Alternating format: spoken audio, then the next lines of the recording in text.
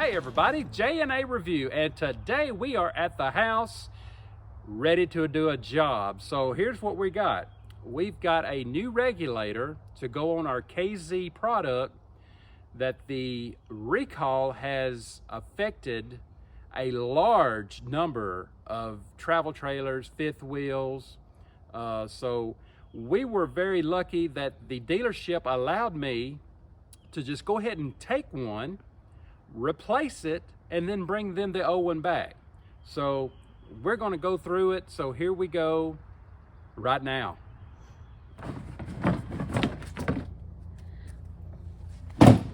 All right, so here's what we got. We got to take the lines loose, all this. We've got the main line at the bottom. So let's grab some wrenches and let's get to it. All right, the first thing I guess we need to do is make sure your tanks are off. Oh look, you left that one on. Tanks are not my responsibility. So let's go ahead and take these off. Now we're just going to loosen up these ends.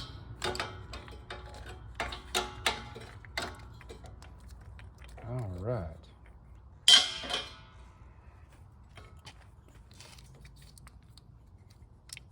There we go. Yes, disassembly is always the fun part.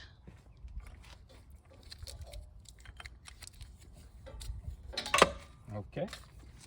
Now we'll reuse those. Next, let's grab us another wrench and get down here on the bottom now. All right, here we go. I'm going to take off the main gas line. Well, there we go. All right. Now, that's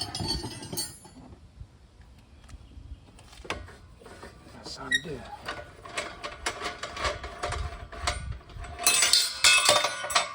Goodness gracious. And make a lot of noise. Hey, you ain't working until you make a lot of noise. All right. Get all that off. And that's it. There's the old critter right there. Now we'll probably have to put that on a vise to get that out. So let's try that. Of course, when you're doing any of this plumbing, always get some thread tape. And let's go ahead and do it right.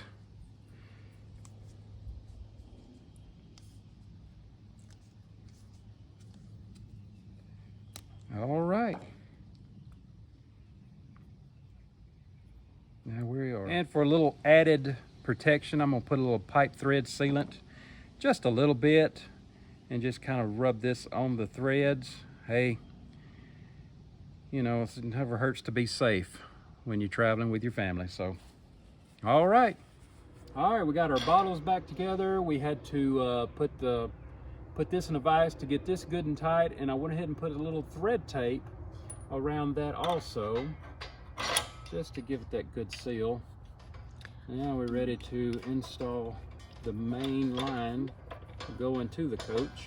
And just for reference, our old regulator actually had 2 brackets where this one has 1. So we'll have to work with this and see what happens. All right, we got everything good and tight. I don't know, I really like having the other. The second bracket makes it at least look more stable. Oh well. But hey, this is what they gave us, so we'll work with it. So we'll tighten down the bottles. Okay, well, seems like it's not going to go anywhere. There we go. Now, only thing next is the lines. All right, as you can see, they did have some pipe thread sealant right here, but I'll tell you what, I love Teflon tape, so we're just going to tape up, put a little Teflon tape on them, and secure them that way. So here we go.